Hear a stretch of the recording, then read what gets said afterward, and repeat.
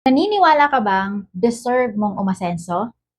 Dapat meron kang belief sa sarili mo.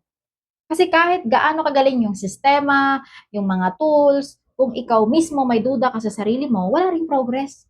At dalawang bagay na papatay sa belief mo. Una, yung mga past failures mo na hindi mo pa binibitawan. Pangalawa, yung mga negative voices around you. Minsan nga, kasama pa dyan yung sarili mo. Ways to strengthen your belief. Number one, celebrate small wins. Kahit 100 pesos lang yung benta mo, win pa rin yan.